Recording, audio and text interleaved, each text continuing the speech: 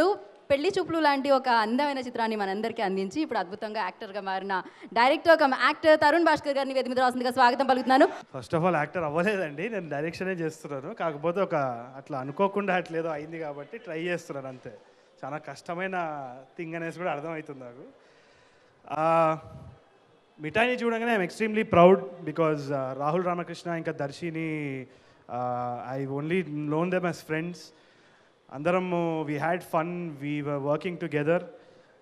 In fact ఏదో ఆడుతూ పాడుతూ సినిమాలు తీసామన్నమాట. సైన్మా అని చెప్పేసి పెళ్లి చూపులు. ఇంత ఆదరిస్తారు, ఇంత సక్సెస్ అవుతుందనేసి ఎప్పుడూ అనుకోలేదు. నచ్చింది చేసాము, వర్కౌట్ అయింది.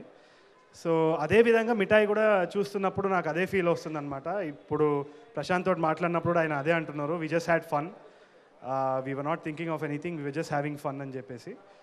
నాకు తెలిసి అట్లా ఆడుతూ పాడుతూ whatever we like if we do అది డెఫినెట్గా ఆదరణ పొందుతుందనేసి నేను అనుకుంటున్నాను. And I think Darshi is proof, Rahul Ramakrishna is proof. అనవసరంగా ఇండస్ట్రీలో రానిచ్చారు, ఇప్పుడు రచ్చరచ్చలు లేపేటట్టున్నారు చూడండి, అసలు ఏమీ ఇది లేకుండా. So I wish all the best to the entire team. Also Vivek Sagar ఎక్కడో పైన ఉన్నట్టున్నాడు, he is always away from the limelight.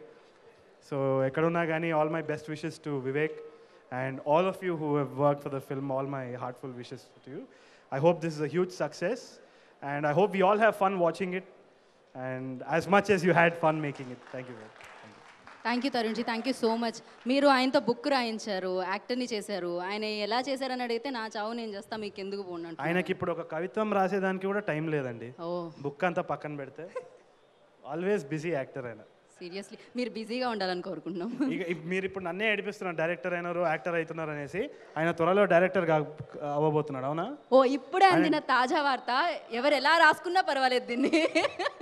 So Darsi తొందరలో దర్శకత్వ బాధ్యతని స్వీకరించబోతున్నారు అనమాట. వావ్, రైమింగ్ కూడా బాగుంది, దర్శి దర్శకత్వ బాధ్యతలు అని.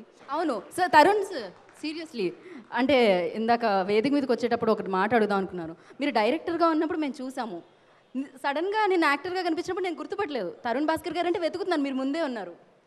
ఏంటి ఇంత అందంగా, ఏంటి రహస్యం, అందం రహస్యం? అది నా వైఫ్ అనమాట. తన్ని పొద్దున్న లేరా, ఎక్సర్సైజ్ చేయి, తిండి పెట్టకుండా అట్లంతా చేసి ఇట్లా తయారయ్యాను అనమాట. What ever I am, it's because of my wife.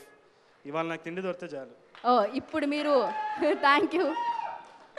So Tarun గారు చెప్పిన స్టేట్మెంట్ ఏంటి అంటే, ఒకవేళ హస్బెండ్ని అందంగా చూడాలనుకుంటే తిండి పెట్టడం మానేయండి అంతే, వంట చేయాల్సిన పనే లేదు మీకైతే. హ్యాపీగా హస్బెండ్ అందంగా ఉంటారు అప్పుడు.